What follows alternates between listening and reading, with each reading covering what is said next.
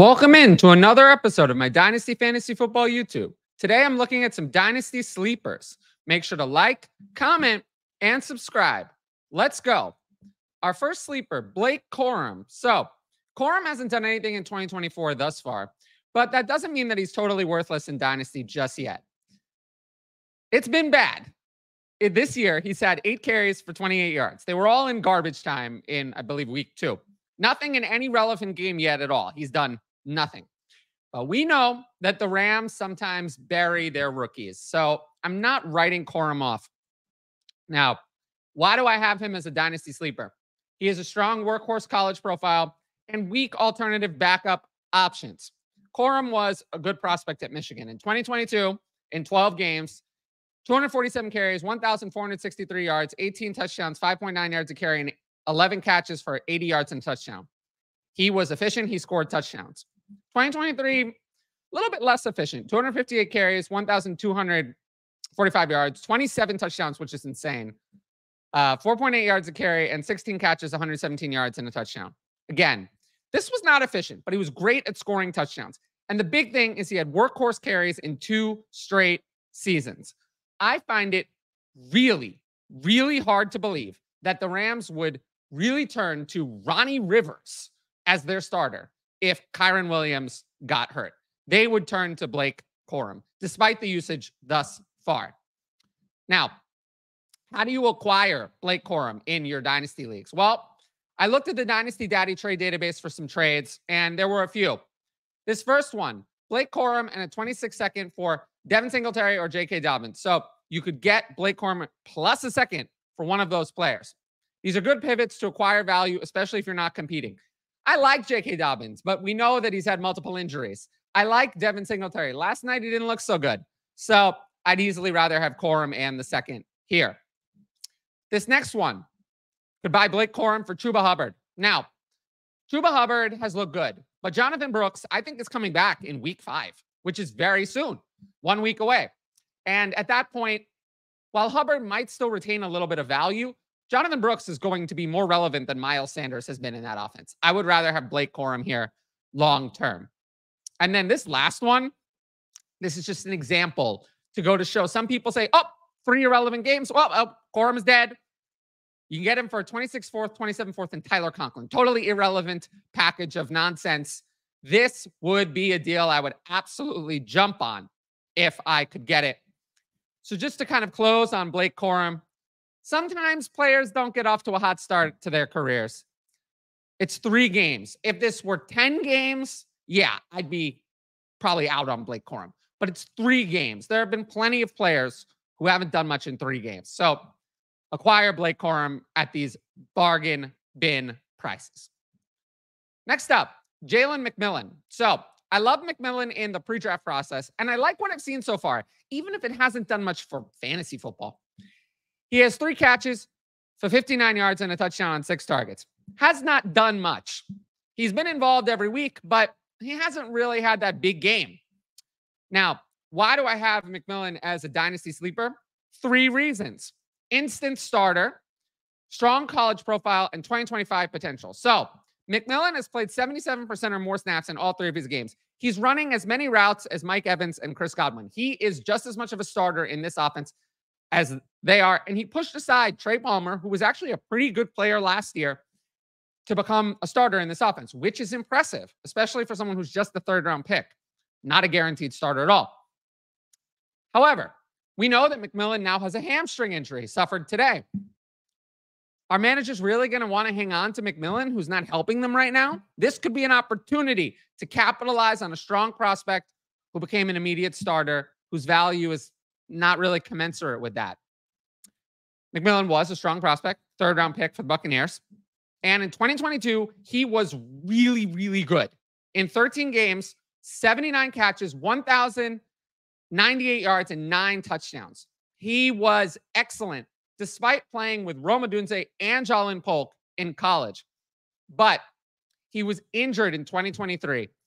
Jalen Polk filled in, and then they never really went back to McMillan in the same way.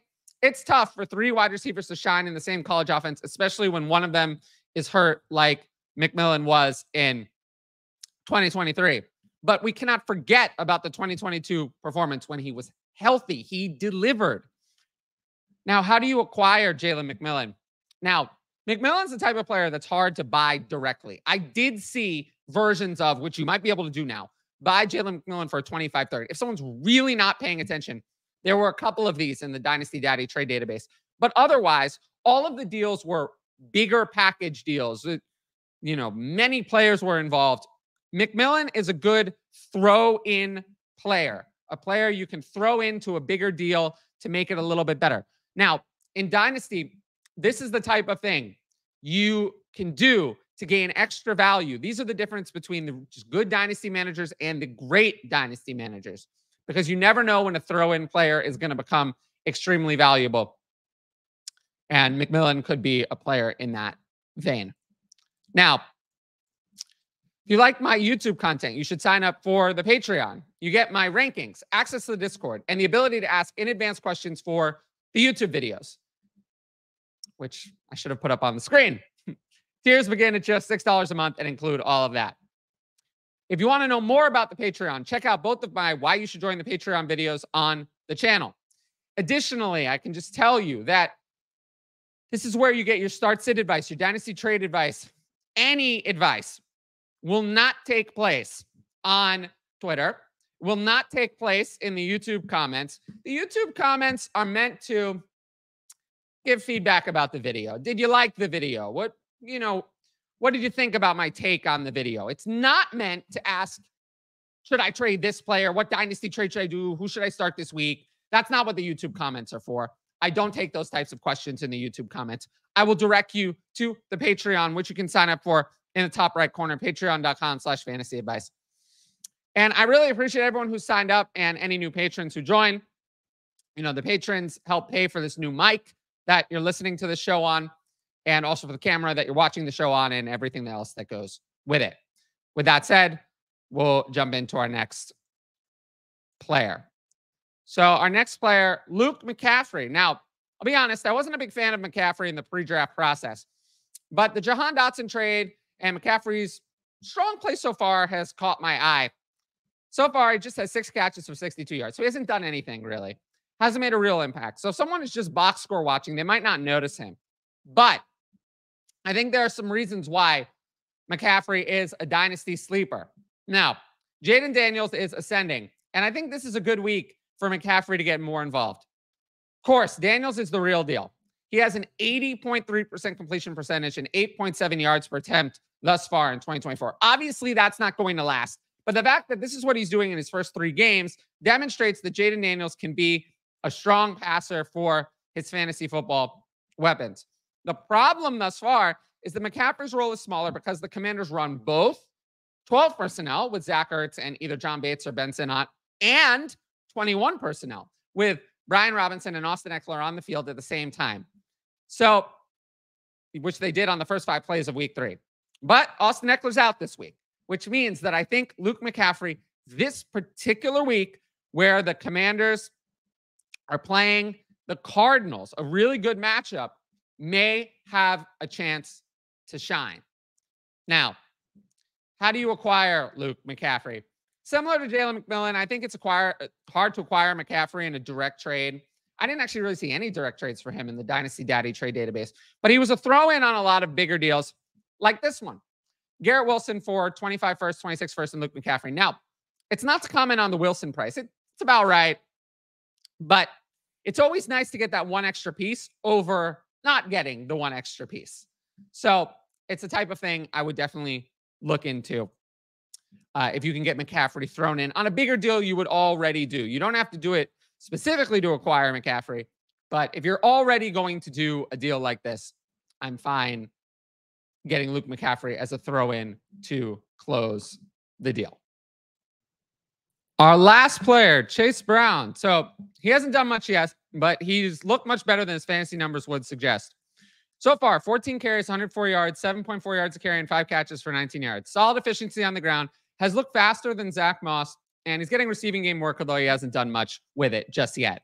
Now, why do I have Chase Brown as a dynasty sleeper? He's a great handcuff, and he could rise in value if there were an injury to Zach Moss. Now, Brown is a great handcuff to Moss because no other Bengals running back has received a touch in 2024. It's been 100% Zach Moss and Chase Brown and nobody else. They don't have anyone else. So if Moss went down, Brown would get everything. And this is a high-powered offense. Brown would be a fantasy starter every single week.